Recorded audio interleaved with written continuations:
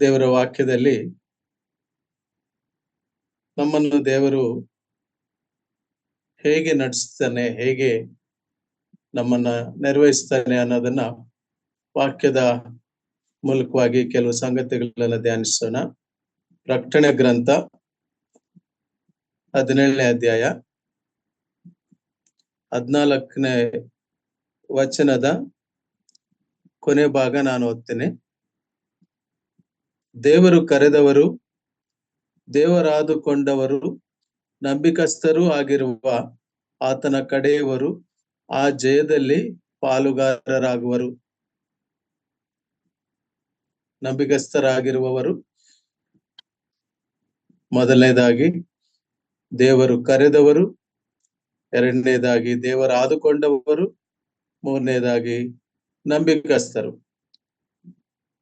ನಾವಿಲ್ಲಿ ಮೂರು ರೀತಿಯ ಆ ಗ್ರೂಪ್ಸ್ ಅಥವಾ ಆ ಗುಂಪುಗಳನ್ನ ನಾವು ಕಂಡಂಗೆ ಕಾಣ್ತೇವೆ.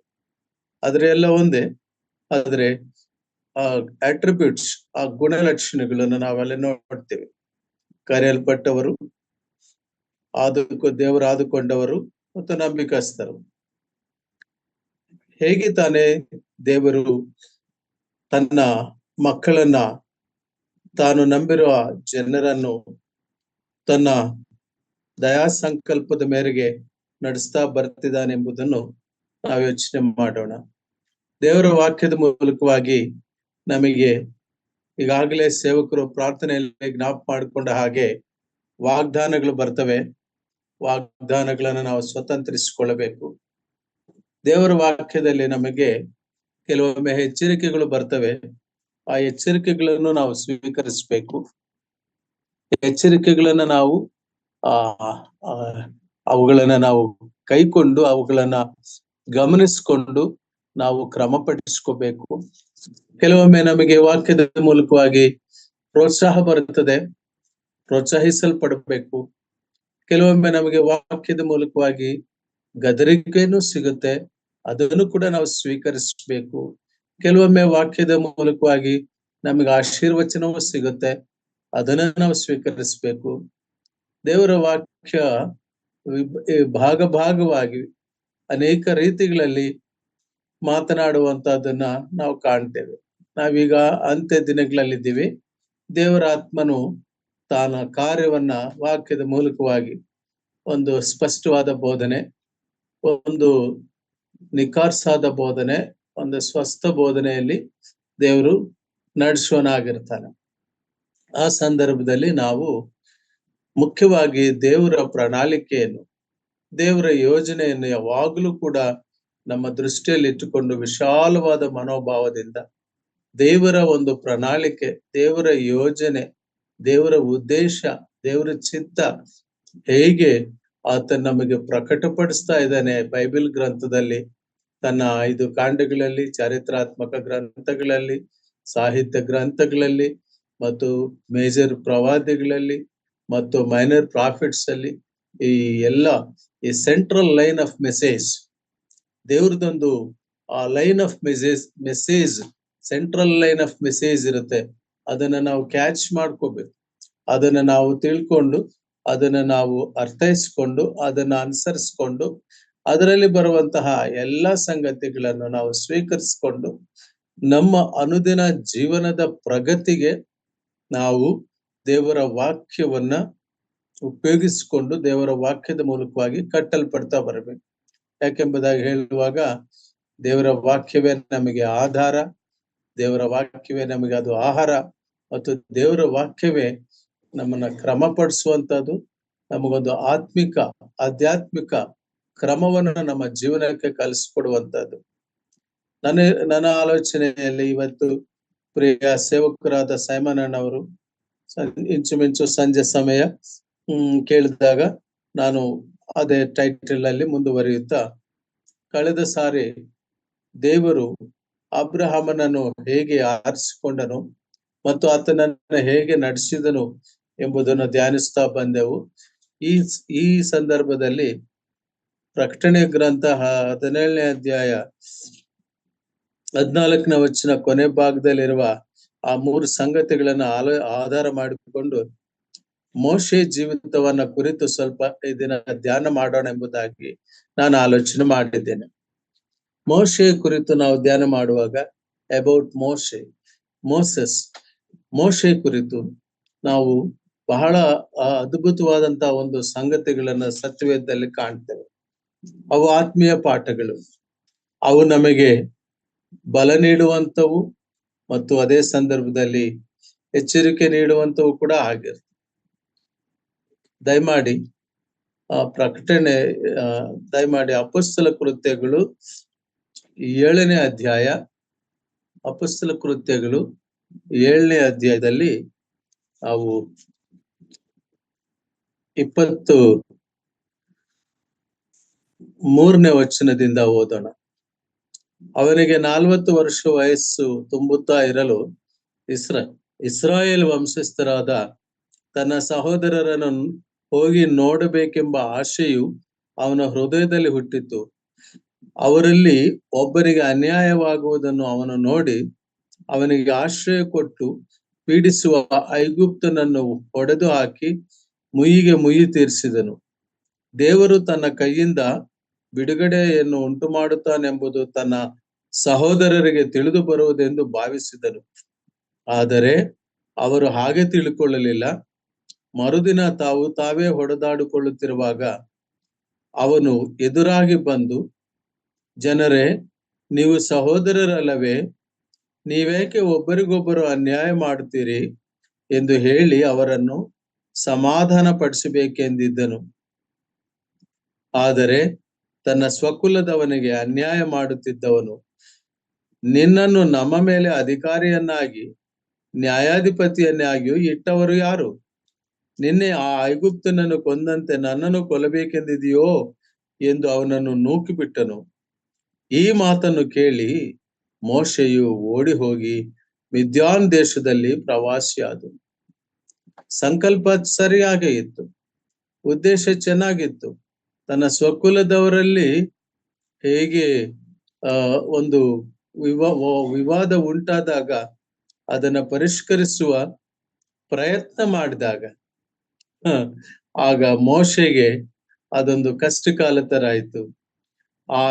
ಆ ಒಂದು ಮಾತನ್ನು ಕೇಳಿ ಮಿದ್ಯಾನ್ ದೇಶಕ್ಕೆ ಓಡಿ ಹೋಗಿ ಮಿದ್ಯಾನ್ ದೇಶದಲ್ಲಿ ಪ್ರವಾಸಿಯಾಗಿ ಹೋದನೆಂಬುದಾಗಿ ನಾವು ಒಂದು ವಾಸ್ತವ ಸಂಗತಿಯನ್ನ, ಮೋಶೆ ಜೀವಿತದಲ್ಲಿ ನಡೆದಿರುವ ಒಂದು ಟರ್ನಿಂಗ್ ಪಾಯಿಂಟ್, ಒಂದು ಮಹತ್ತರ ದಶೆಯನ್ನ ನಾವಲ್ಲಿ ಕಾಣ್ತೇವೆ.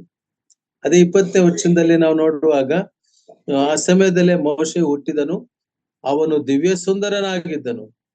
ಮತ್ತು ನಾವು ನೋಡುವಾಗ ಆತನು ಸಕಲ ವಿದ್ಯೆಗಳಲ್ಲಿ ಪಾರಂಗತನಾಗಿದ್ದನು. ಇಂಥ ಮೋಶೆ ಓಡಿ ಹೋಗಬೇಕಾಗುವ ಸಂದರ್ಭನೂ ಬರ್ತದೆ. ನಮ್ಮ ಜೀವಿತದಲ್ಲಿ ನಮಗೆಷ್ಟೇ ಒಂದು ವೇಳೆ ಜ್ಞಾನವಿದ್ದರು, ತಲಾಂತುಗಳಿದ್ದರು, ಏನೇ ಒಂದು ಸಂದರ್ಭ ಇದ್ದರು, ಈ ತರ ಒಂದು ಅನ್ಎಕ್ಸ್ಪೆಕ್ಟೆಡ್ ಸಿಚುವೇಶನ್ ಕ್ರಿಯೇಟ್ ಆದಾಗ, ಸಂದರ್ಭ ಬಂದಾಗ ಆತ ಓಡಿ ಹೋಗುವಂತಹ ಪರಿಸ್ಥಿತಿ ಮೋಶೆಗೆ ಬಂದಿದ್ದನ್ನು ನಾವು ನೋಡ್ತೇವೆ. ಆದ್ರೆ ಪ್ರಿಯರೇ, ಇದು ಅಕ್ಷರಾರ್ಥವಾಗಿ ಬರೆದಿರುವ ವಿಷಯ. ಆದ್ರೆ ಏನೊಂದು ಗ್ರಂಥದಲ್ಲಿ ನಾವು ನೋಡುವಾಗ, ಇಬ್ರಿಯ ಪತ್ರಿಕೆಯಲ್ಲಿ ನಾವು ನೋಡುವಾಗ ಇದರ ಆತ್ಮೀಯ ಅರ್ಥವು ಸ್ಪಷ್ಟವಾಗಿ ಪರಿಶುದ್ಧಾತ್ಮನಿಂದ ಬರೆಯಲ್ಪಟ್ಟಿದೆ. ಒಂದು ಕಾಂಟ್ರಾಸ್ಟ್ ನಾವು ಅಲ್ಲಿ ಕಾಣ್ತೇವೆ. ಇಬ್ರಿಯದವರಿಗೆ ಬರೆದ ಪತ್ರಿಕೆ 11ನೇ ಅಧ್ಯಾಯ 25ರಿಂದ 27ನೇ ವಚನ ತನಕ ನೋಡೋಣ. ದಯಮಾಡಿ ಇಬ್ರಿಯದವರಿಗೆ ಬರೆದ ಪತ್ರಿಕೆ ಹೀಬ್ರೂಸ್ ಚಾಪ್ಟರ್ 11 11ನೇ ಅಧ್ಯಾಯ 25ರಿಂದ ನಾನು ಓದ್ತೇನೆ. ಸ್ವಲ್ಪ ಕಾಲ ಪಾಪ ಭೋಗಗಳನ್ನು ಅನುಭವಿಸುವುದಕ್ಕಿಂತ ದೇವರ ಜನರೊಂದಿಗೆ ಕಷ್ಟವನ್ನು ಅನುಭವಿಸದೆ ಒಳ್ಳೆಯದೆಂದು ತೀರ್ಮಾನಿಸಿಕೊಂಡನು. ಮೋಶೆ ಆ ಡೆಸಿಷನ್ ಮೇಕಿಂಗ್ ಪವರ್, ಆ ನಿರ್ಣಯ ತಗೊಂಡಿರುವಂತ ಆ ಸ್ಟ್ಯಾಂಡ್ ಇದೆಯಲ್ಲ, ಅದು ಪ್ರತಿಯೊಬ್ಬ ವಿಶ್ವಾಸಿಗೂ ಕೂಡ ಬಹಳ ಅವಶ್ಯಕವಾಗಿರುವಂತ ಸ್ಪಷ್ಟ ನಿಲುವು. ಪ್ರಿಯ ಯೌವನ ಸ್ನೇಹಿತರೆ, ಅದಕ್ಕಾಗಿಯೇ ನಾವು ಸತ್ಯವೇದಕ್ಕೆ ಬರಬೇಕು. ಅದಕ್ಕಾಗಿಯೇ ನಾವು ಸತ್ಯವೇದವನ್ನು ಅಧ್ಯಯನ ಮಾಡಿ, ಅವಲೋಕನ ಮಾಡಿ, ಅದರಲ್ಲಿ ಅದನ್ನ ಕಾಂಟ್ರಾಸ್ಟ್ ಮಾಡ್ತಾ, ಉಲ್ಲೇಖಗಳನ್ನು ನೋಡ್ತಾ, ನಾವು ಇನ್ ಡೆಪ್ತ್ ಮೆಡಿಟೇಷನ್ ಮಾಡುವಾಗ ನಮ್ಮ ಆಂತರಿಕ ಆತ್ಮೀಯ ಶಕ್ತಿ, ನಮ್ಮ ಆತ್ಮ ಆಹಾರ ಅದು ನಮ್ಮನ್ನು ಬಲಪಡಿಸುತ್ತೆ. ಇಲ್ಲಿ ನಾವು ಗಮನಿಸಿ ನೋಡಿದಾಗ ಆ ಡೆಸಿಷನ್ ಎಂತ ಅದು. ದಾನಿಯೇಲನು ಕೂಡ ಅದೇ ರೀತಿ ನಿರ್ಣಯವನ್ನು ತಗೊಳ್ತಾನೆ. ಅರಸನ ಆಹಾರವನ್ನು ನಾನು ಸೇವಿಸಿ ನನ್ನನ್ನು ನಾನು ಅಪವಿತ್ರ ಮಾಡಿಕೊಳ್ಳಲಾರೆ ಎಂಬುದಾಗಿ ಕಾಯಿ ಪಲ್ಯಗಳನ್ನೇ ತಿನ್ನುವುದಕ್ಕೆ ಆತ ಒಂದು ನಿರ್ಣಯವನ್ನು, ಒಂದು ತೀರ್ಮಾನವನ್ನು ಮಾಡಿಕೊಳ್ತಾನೆ. ಇದು ಒಬ್ಬ ವಿಶ್ವಾಸಿಗೆ, ನಮ್ಮ ವಿಶ್ವಾಸ ಜೀವಿತದಲ್ಲಿ, ನಂಬಿಕೆ ಮಾರ್ಗದಲ್ಲಿರುವಂತಹ ನಮಗೆ ಆ ಸರಳ ಜೀವನದ ಒಂದು ಅವಶ್ಯಕತೆಯನ್ನ ಸತ್ಯವೇದ ನಮಗೆ ಬೋಧಿಸುತ್ತದೆ. ಆದಿ ಸಭೆಯಲ್ಲಿರೋರು ಕೂಡ ಅಷ್ಟೇ, ಅವರು ಸರಳ ಹೃದಯದಿಂದಲೂ ಕೂಡಿ ಬರ್ತಾ ಇದ್ದರು. ಯಾಕಂದ್ರೆ ಆ ಒಂದು ಲಕ್ಸುರಿಯಸ್ ಮೈಂಡ್ ಸೆಟ್ ಇಂದ, ಅಥವಾ ಇನ್ನೇನೋ ಹೇಗೋ ಏನೋ ಹಾಗಲ್ಲದಲೆ ಒಂದು simple life, simple living and high thinking ಎನ್ನುವ ಕಾನ್ಸೆಪ್ಟ್ ಅಲ್ಲಿ ಆ ಸರಳತೆಯಲ್ಲಿರುವಂತವರಾಗಿದ್ದರು. ಇಲ್ಲಿ ನಾವು ಗಮನಿಸಿ ನೋಡುವಾಗ ಮೋಶೆಯ ಒಂದು ಆಂತರಿಕ ಭಾಗ ಅಪೊಸ್ತಲ ಕೃತ್ಯಗಳಲ್ಲಿ ಇರುವಂತಹದ್ದು ಅಕ್ಷರಾರ್ಥವಾಗಿ ಅಲ್ಲಿ ಕಾಣುವಂತಹ ಸಾಂದರ್ಭಿಕ ಸಂಗತಿ. ಅದೇ ಸಂಗತಿಯನ್ನ ಇಬ್ರಿಯ ಗ್ರಂಥಕರ್ತ ಬರೆಯುವಾಗ, ಆತ್ಮೀಯ ಅರ್ಥದಲ್ಲಿ ಬರೆಯುವಾಗ, ಆತ್ಮೀಯವಾಗಿರುವಂತಹ ಒಂದು ಸಂಗತಿಯನ್ನ ನೋಡಿದಾಗ ಅಲ್ಲಿ ಆತನ ಇನ್ನರ್ ಹಾರ್ಟ್ ಆಫ್ ಹಾರ್ಟ್ಸ್, ಅಂತರಂಗದಲ್ಲಿ, ಆತನ ಆಂತರ್ಯದಲ್ಲಿ ಇರುವಂತಹ ವಿಷಯ ಏನಂದ್ರೆ, ಕ್ರಿಸ್ತನ ನಿಮಿತ್ತ ನೋಡಿ, ಐಗುಪ್ತ ದೇಶದ ಸರ್ವೇಶಕ್ಕಿಂತಲೂ ಕ್ರಿಸ್ತನ ನಿಮಿತ್ತವಾಗಿ ಉಂಟಾಗುವ ನಿಂದೆಯ ಶ್ರೇಷ್ಠ ಭಾಗ್ಯವೆಂದು ನೆನೆಸಿಕೊಂಡನು. ಯಾಕಂದ್ರೆ ಬರುವ ಪ್ರತಿಫಲದ ಮೇಲೆ ಕಣ್ಣಿಟ್ಟಿದ್ದನು. ಅವನು ಅರಸನ ರೌದ್ರಕ್ಕೆ ಭಯಪಡದೆ ಐಗುಪ್ತ ದೇಶವನ್ನು ಬಿಟ್ಟು ಹೋದದ್ದು ನಂಬಿಕೆಯಿಂದಲೇ. ಅವನು ಅದೃಶ್ಯವಾಗಿರುವ ಆತನನ್ನು ದೃಷ್ಟಿಸುವವನೋ ಎಂಬಂತೆ ದೃಢಚಿತ್ತನಾಗಿದ್ದನು. ಅದೃಶ್ಯನಾಗಿರುವ ಆತನನ್ನು ದೃಷ್ಟಿಸುವವನೋ ಎಂಬಂತೆ ದೃಢಚಿತ್ತನಾಗಿದ್ದನು. ಮೊದಲೇ ಆತನಿಗೊಂಥರ ಒಂದು prior concept. He has got a prior vision. I can meet my God. I can see my God. ನನ್ನ ದೇವರನ್ನ ನಾನು ದರ್ಶಿಸ್ತೇನೆ, ನನಗೊಂದು ಪ್ರತಿಫಲ ಉಂಟು, ನಾನು ಪ್ರತಿಫಲವನ್ನು ನಾನು ಹೊಂದುತ್ತೇನೆ ಅಂತಕ್ಕಂಥ ಒಂದು ಇಂಟ್ಯೂಷನ್, ಒಂದು ಇಂಟರ್ನಲ್ ಸ್ಪಿರಿಚುವಲ್ ಪವರ್ ಆತನಲ್ಲಿ ಇತ್ತು. ಮೋಶೆ ಅದಕ್ಕೋಸ್ಕರವಾಗಿ ಆತ ತಾನು ಆ ಒಂದು ಐಶ್ವರ್ಯವನ್ನು, ಎಂತ ಒಂದು ಐಶ್ವರ್ಯ ಎಂಬುದಾಗಿ ನಾವು ನೋಡುವಾಗ ಸರ್ವೈಶ್ವರ್ಯ.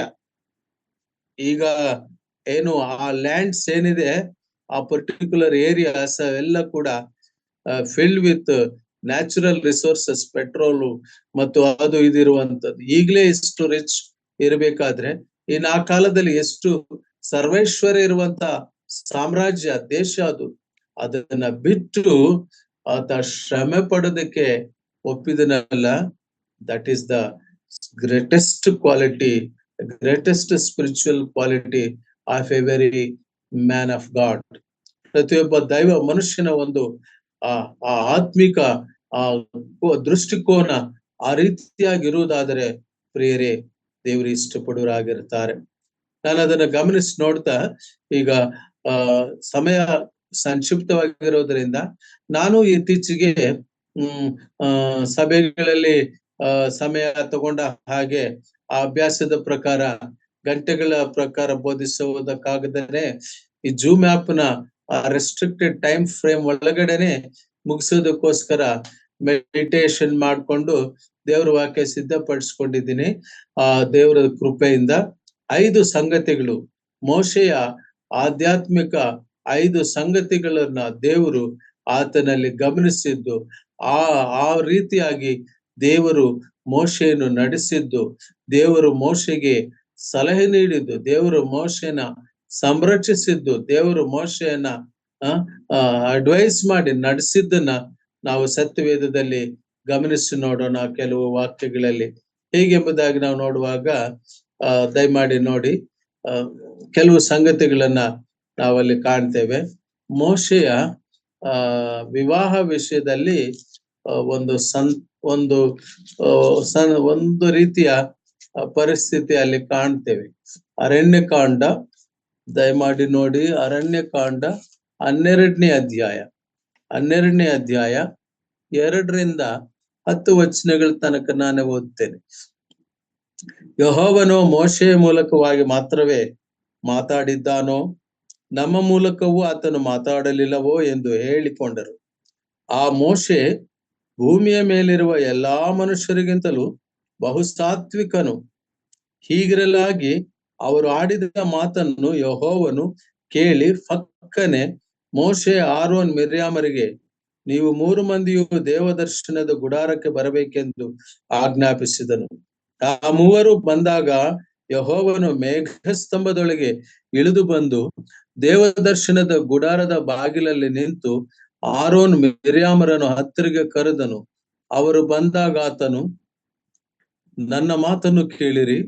ನಿಮ್ಮಲ್ಲಿ ಪ್ರವಾದಿ ಇದ್ದರೆ ನಾನು ಅವನಿಗೆ ಜ್ಞಾನ ದೃಷ್ಟಿಯಲ್ಲಿ ಕಾಣಿಸಿಕೊಳ್ಳುವೆನು, ಇಲ್ಲವೇ ಸ್ವಪ್ನದಲ್ಲಿ ಅವನ ಸಂಗಡ ಮಾತಾಡುವೆನು. ನನ್ನ ಸೇವಕನಾದ ಮೋಶೆ ಅಂತವನಲ್ಲ. ಅವನು ನನ್ನ ಮನೆಯಲ್ಲೆಲ್ಲಾ ನಂಬಿಕಸ್ತನು. ಅವನ ಸಂಗಡ ನಾನು ಗೂಢವಾಗಿ ಅಲ್ಲ, ಪ್ರತ್ಯಕ್ಷದಲ್ಲಿ ಸ್ಪಷ್ಟವಾಗಿಯೇ ಮಾತಾಡುವನು. ಅವನು ಯೆಹೋವನ ಸ್ವರೂಪವನ್ನೇ ದೃಷ್ಟಿಸುವನು. ಹೀಗಿರಲು ನೀವು ನನ್ನ ಸೇವಕನಾದ ಮೋಶೆಯ ವಿರೋಧವಾಗಿ ಮಾತಾಡುವುದಕ್ಕೆ ಭಯಪಡಬೇಕಾಗಿತ್ತು ಎಂದು ಹೇಳಿ ಕೋಪಗೊಂಡು ಹೋದನು. ಆ ಮೇಘವು ದೇವದರ್ಶನದ ಗುಡಾರದ ಬಳಿಯಿಂದ ಹೋದಾಗ, ಆಹಾ, ಮಿರ್ಯಾಮಳಿಗೆ ತೊನು ಹತ್ತಿದ್ದರಿಂದ ಆಕೆ ಚರ್ಮ ಹಿಮದಂತೆ ಬೆಳ್ಳಗಾಗಿ ಹೋಗಿತ್ತು. ಆರೋನನು ಆಕೆಯನ್ನು ನೋಡಲಾಗಿ ಆಕೆಗೆ ತೊನು ಪ್ರಾಪ್ತವಾಯಿತೆಂದು ತಿಳ್ಕೊಂಡರು. ಇದರಲ್ಲಿ ನಾವು ನೋಡುವಾಗ ಮೋಶೆಯ ವಿಷಯದಲ್ಲಿ ದೇವರು ಎಷ್ಟಾಗಿ ತನ್ನ ಸೇವಕನ ಸುತ್ತಲೂ ಒಂದು ಗೋಲ್ಡನ್ ಸರ್ಕಲ್ ಹಾಕಿದವನು ಹಾಗೆ ದೇವರು ಆತನನ್ನು ಸಂರಕ್ಷಿಸಿದ್ದನ್ನ ನೋಡ್ತೀವಿ. 4ನೇ ವಚನದಲ್ಲಿ, ಭೂಮಿಯ ಮೇಲಿರುವ ಎಲ್ಲಾ ಮನುಷ್ಯರಿಗಿಂತಲೂ ಸಾತ್ವಿಕನು. ಕೂಶು ದೇಶದ ಸ್ತ್ರೀಯನ್ನ ಮೋಶೆ ಮದುವೆ ಆದವನು ಮೋಶೆ ಮದುವೆ ಆದವನು ಕೂಶು ದೇಶದ ಸ್ತ್ರೀಯನ್ನು. ಅದರ ನಿಮಿತ್ತ ಇವರಲ್ಲಿ ಒಂದು ಗುಸುಗುಸು, ಒಂದು ಗುನುಗುಟ್ಟುವಿಕೆ ಉಂಟಾಯಿತು. ಅದು ಇವರು ಯೋಚನೆ ಮಾಡಿದ್ದು ಆ ಪರ್ಟಿಕ್ಯುಲರ್ ಕಾನ್ಸೆಪ್ಟ್ ದೃಷ್ಟಿಯಿಂದ ಆಗಿದ್ರೆ ಪ್ರಾಯಶಃ ದೇವರಿಗೆ ಆ ಮಾತು ತಲುಪ್ತಿರ್ಲಿಲ್ವೇನೋ. ಆದರೆ ಅವರು ದೇವರನ್ನ ಅಲ್ಲಿ ಮಧ್ಯ ತರುತ್ತಾ, ಯೆಹೋವನು ಮೋಶೆ ಮೂಲಕವಾಗಿ ಮಾತ್ರವೇ ಮಾತಾಡುತ್ತಿದ್ದಾನೋ, mixing the personal issues with the spiritual standards or with the godly standards. ನಮಗೂ ಕೂಡ ಆ ಒಂದು ಪ್ರವಾದನ ನಾವು ಕೂಡ ಹಾಗೆ ಪ್ರವಚಿಸ್ತೇವೋ, ಅಥವಾ ನಾವು ಕೂಡ ಮಾತಾಡ್ತೇವೆ, ಅಥವಾ ನಮಗೂ ಕೂಡ ಹೀಗೆ ಅನ್ನೋ ಹಾಗೆ ಸೆಲ್ಫ್ ಡಿಕ್ಲೇರ್ಡ್ ಹೀರೋಯಿಸಮ್ ಅನ್ನೋದು ದೇವರು ಇಷ್ಟಪಡದೆ ಇರುವಂತ ಒಂದು ಗುಣ. ಆಗ ಮೋಶೆ ವಿಷಯದಲ್ಲಿ ಹೇಳಿರುವಂತ ಒಂದು ಸಂಗತಿ ಏನಪ್ಪಾ ಎಂಬುದಾಗಿ ಹೇಳುವಾಗ, ಮೋಶೆ ವಿಷಯದಲ್ಲಿ ಭೂಮಿಯಲ್ಲೆಲ್ಲ ಬಹು ಸಾತ್ವಿಕನು ಅಂತ ಒಂದು ಮಾತಿದ್ರೆ, 2ನೇ ಸಾರಿ ದೇವರು ಹೇಳಿರುವಂತ ಇನ್ನೊಂದು ಮಾತು ಮೋಶೆ ವಿಷಯದಲ್ಲಿ.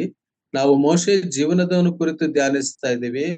ಮೋಶೆಯ ಜೀವನದ ಕೆಲವು ಮಹತ್ತರ ಘಟ್ಟಗಳನ್ನ ಆಧಾರ ಮಾಡಿಕೊಂಡು ದೇವರು ಹೇಗೆ ನಡೆಸ್ತಾ ಇದ್ದಾನೆ, ದೇವರು ಹೇಗೆ ಆಲೋಚನೆ ಕೊಡ್ತಾ ಇದ್ದಾನೆ, ದೇವರು ಹೇಗೆ ಆತನ ಜೊತೆ ನಿಲ್ಲುತ್ತಾನೆ ಎಂಬುದನ್ನು ನಾವು ಗಮನಿಸಿ ನೋಡ್ತಾ ಇದ್ದೀವಿ ಪ್ರಿಯರೇ. ಆಗ ನನ್ನ ಮನೆಯಲ್ಲೆಲ್ಲ ನಂಬಿಕಸ್ತನು. ಯೆಹೋವನ ಮನೆ, ದೇವರ ಸಭೆ, ದೇವರ ಮನೆ, ಅದರಲ್ಲಿ ನಂಬಿಕಸ್ಥನಾದವನು ಎಂಬುದಾಗಿ ನಾವು ಕಾಣ್ತೇವೆ. ಯಾಕೆಂಬುದಾಗಿ ಹೇಳುವಾಗ, ಆ ನಂಬಿಕಸ್ತಿಕೆಯನ್ನು ದೇವರು ಮೋಶೆಯಲ್ಲಿ ಕಂಡಿದ್ದನು ಪ್ರಿಯರೇ.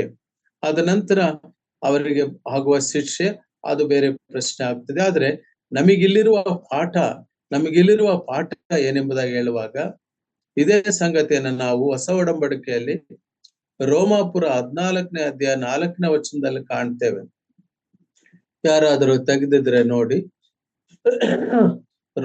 ರೋಮಾಪುರದವರು ಬರೆದ ಪತ್ರಿಕೆ 14ನೇ ಅಧ್ಯಾಯ 4ನೇ ವಚನ. ರೋಮಾಪುರ 14:4.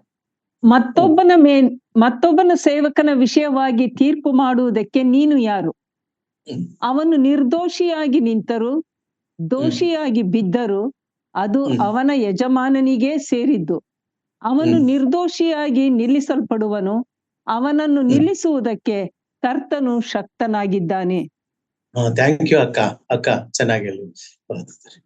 ಅವನನ್ನು ನಿಲ್ಲಿಸುವುದಕ್ಕೆ ದೇವರು ಶಕ್ತನು.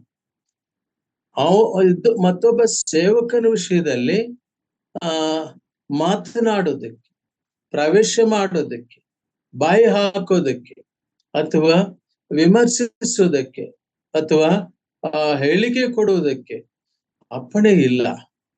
ಆ ಹಳೆ ಒಡಂಬಡಿಕೆಯಲ್ಲಿ ನಾವು ಮೋಶೆ ವಿಷಯದಲ್ಲಿ ನೋಡಿದಾಗ ಪ್ರಾಯಶಃ ಆ ಸೂತ್ರ, the central line of the message, the concept of god, ದೇವರ ಒಂದು ಆ ಪ್ರಣಾಳಿಕೆ, ಅದು ಹೊಸ ಒಡಂಬಡಿಕೆಯವರೆಗೂ ಕೂಡ ಹಾಗೆಯೇ ಬರ್ತಾ ಇರ್ತದೆ. ಈ ಸಂಗತಿಗಳನ್ನ ನಾವು ಸತ್ಯವೇದದಲ್ಲಿ ಎಕ್ಸ್ಕವೇಟ್ ಮಾಡ್ಕೊಂಡು, we have to get from the word of God. ಅದಕ್ಕೆ ದೇವರ ವಾಕ್ಯದಲ್ಲಿ ಒಂದು ಮಾತು ನಾವು ಯೋಚಿಸ್ತೇವೆ, ರೀಡ್ ಬಿಟ್ವೀನ್ ದ ಲೈನ್ಸ್. ಎರಡು ಸಾಲುಗಳ ನಡುವೆ ಇರುವ ಸಂಗತಿಗಳನ್ನ ನಾವು ಯೋಚನೆ ಮಾಡ್ತಾ ಅಧ್ಯಯನ ಮಾಡಬೇಕಾಗಿರುವಂತದ್ದು.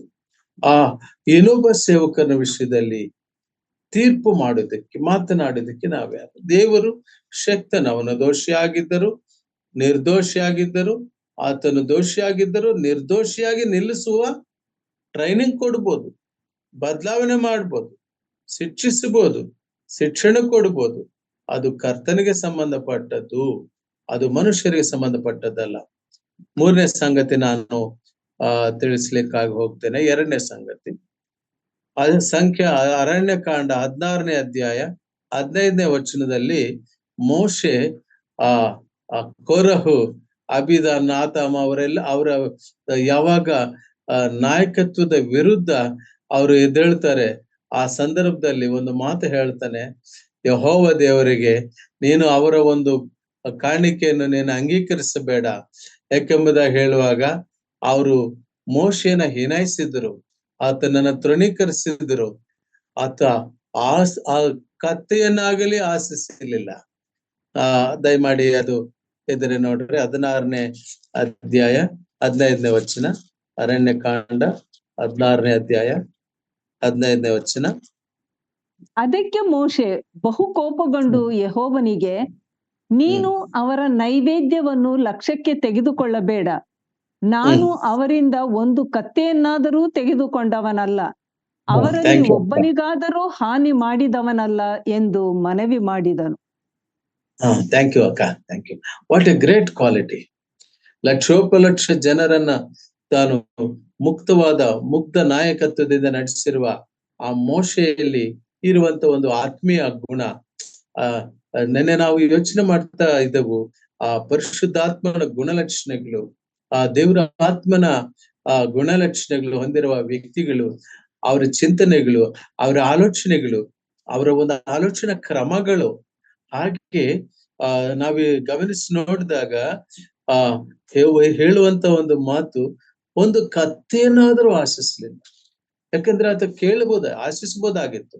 ಯಾಕಂದ್ರೆ he was the prime leader, he was the main leader. ಕೆಂಪು ಸಮುದ್ರವನ್ನು ಇಬ್ಬಾಗವನ್ನಾಗಿ ಮಾಡಿ ಲಕ್ಷೋಪಲಕ್ಷ ಸೈನ್ಯವನ್ನು ತೆಗೆದುಕೊಂಡು ಹೋಗಿರುವಂತ ಮೋಶೆ, ಆದ್ರೆ ಒಂದು ಕತ್ತೆಯನ್ನು ಕೂಡ ಆಸೆ ಪಡ್ಡ. ಇದನ್ನ ನಾವು ಅನೇಕ ರೀತಿ ದುರ್ಬೋಧನೆ ಮಾಡುವಂತ ಟಿವಿ ವ್ಯಾಂಜಲಿಸಮ್ ಅಂತಕ್ಕಂಥ ನಡೆಯುವಾಗ ಏನೋ ಅದ್ಭುತಗಳನ್ನ ಅಥವಾ ಏನೋ ಒಂದು ಕೆಳಗಡೆ ಸ್ಕ್ರಾಲ್ ಬರ್ತಾ ಇರ್ತದೆ, ಏನೋ ಬ್ಯಾಂಕಿನ IFSC account number, code number. ಅಂದ್ರೆ ಇದು ಏಕೆ ಇವರಿಗೆ ಈ ಆಶೆ, ಈ ಹಣದ ಆಶೆ ಎಲ್ಲ ಕೇಡಿಗೆ ಮೂಲ ಕಾರಣ. ದೇವರ ಒಂದು ವಾಕ್ಯವನ್ನಾಗಲಿ, ದೇವರ ಪಕ್ಷದಲ್ಲಿ ನಿಂತು ಪ್ರಾರ್ಥನೆ, ಜನರ ಪಕ್ಷದಲ್ಲಿ ನಿಂತು ಪ್ರಾರ್ಥನೆ ಮಾಡೋದಕ್ಕೋಸ್ಕರವಾಗ್ಲಿ ಹಣದ ಒಂದು ಮಧ್ಯ ಪ್ರವೇಶ ಬೇಕಾಗುತ್ತದ. ಈ ದಿನಗಳು ಎಷ್ಟು ಅಪಾಯಕರವಾಗಿ ಹೋಗಿವೆ. ಅದರ ಬಗ್ಗೆ ನಾವು ಚಿಂತನೆ ಮಾಡುವುದು ವೇಸ್ಟ್ ಆಫ್ ಟೈಮ್. ಇರ್ಲಿ, ನಾವು ಮುಂದಕ್ಕೆ ಹೋಗೋಣ. ಇನ್ನೊಂದು ಮುಖ್ಯವಾದಂತ ಸಂಗತಿ ಏನೆಂಬುದಾಗಿ ಹೇಳುವಾಗ, ಆಸೆ ಅನ್ನೋದು ಅತ್ಯಂತ ಅಪಾಯಕಾರಿ.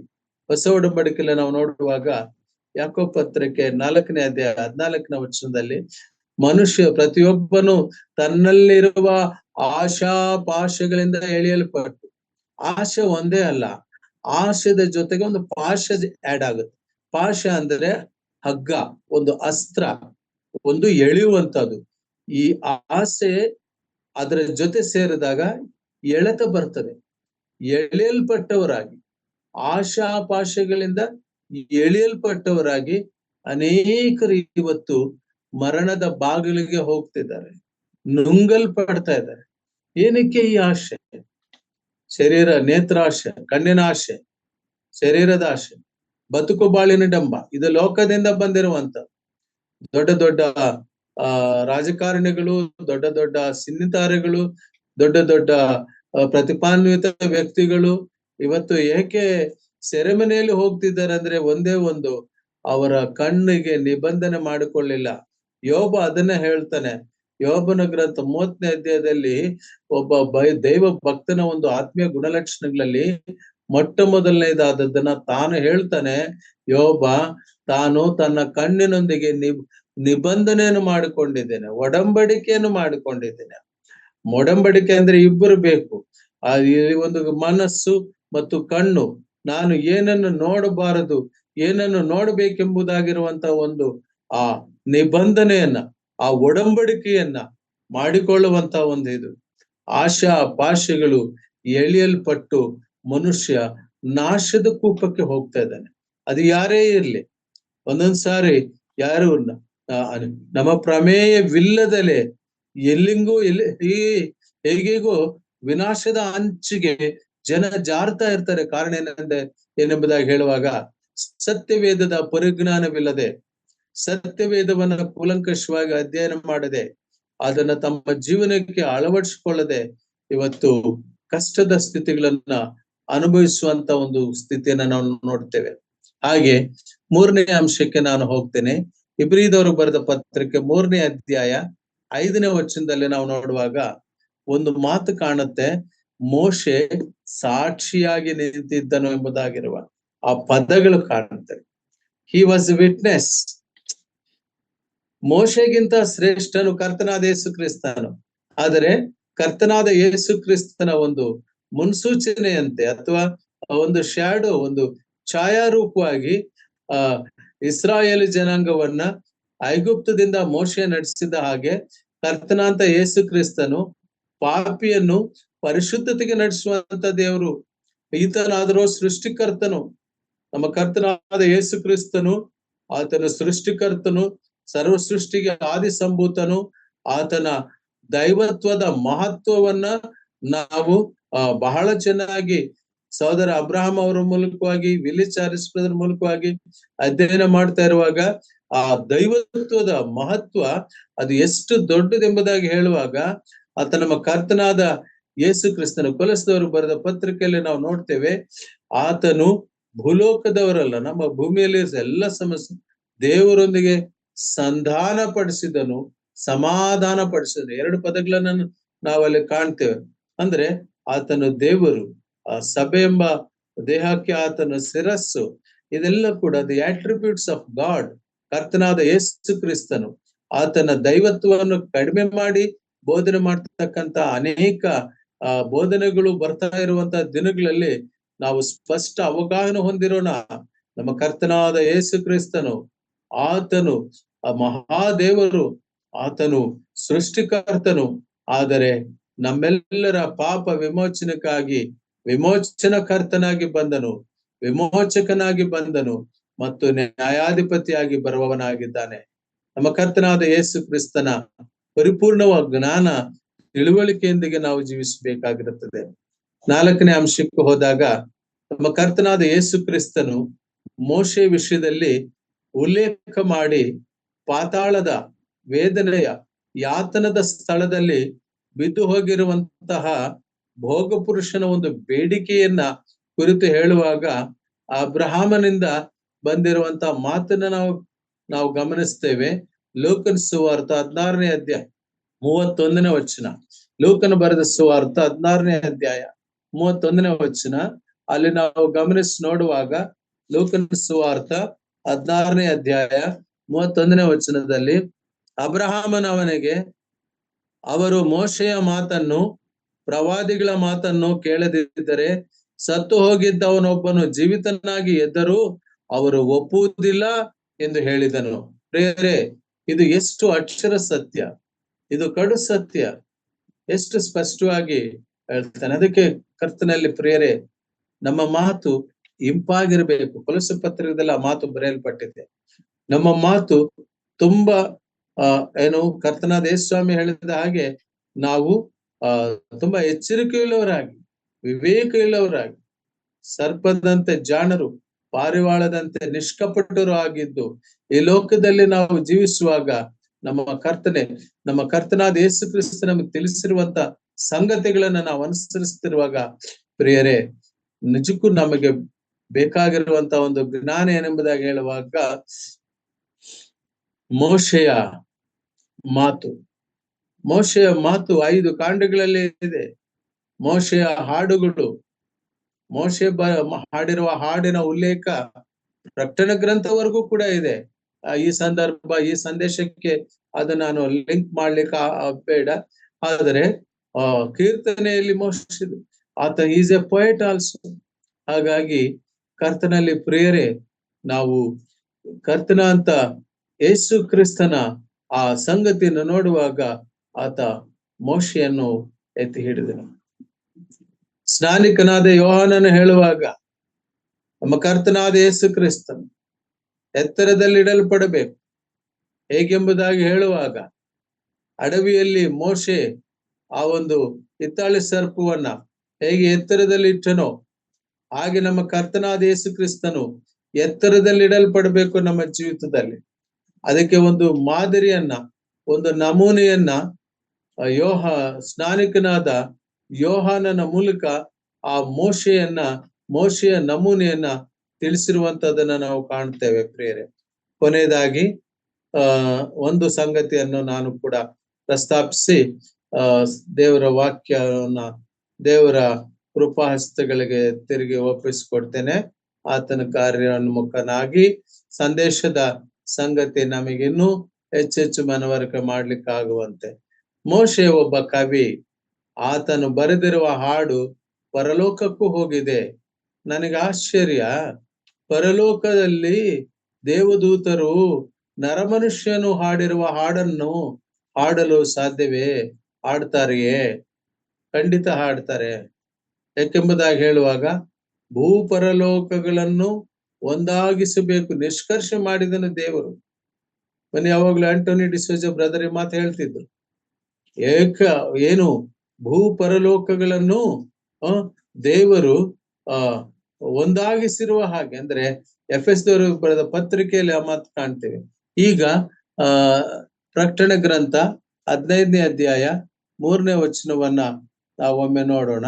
ಪ್ರಕಟಣೆ ಗ್ರಂಥ 15ನೇ ಅಧ್ಯಾಯ 3ನೇ ವಚನ ನೋಡಿಕೊಂಡು ನಾವು ದೇವರ ವಾಕ್ಯವನ್ನ ಧ್ಯಾನವನ್ನ ಮುಗಿಸಿಕೊಳ್ಳೋಣ. ಸಮುದ್ರದ ಬಳಿಯಲ್ಲಿ ನಿಂತು ದೇವರ ದಾಸನಾದ ಮೋಶೆಯ ಹಾಡನ್ನು, ಜಯಗೀತ ಹೊಂದಿದವರ ಗೀತೆ ಎಂಬುದಾಗಿ ನಾವು ನೋಡ್ತೇವೆ. ಮೋಶೆಯ ಹಾಡನ್ನು, ಯಜ್ಞದ ಕುರಿಯಾದ ಆತನ ಹಾಡನ್ನು ಹಾಡ್ತಾ ಇದ್ದಾರೆ.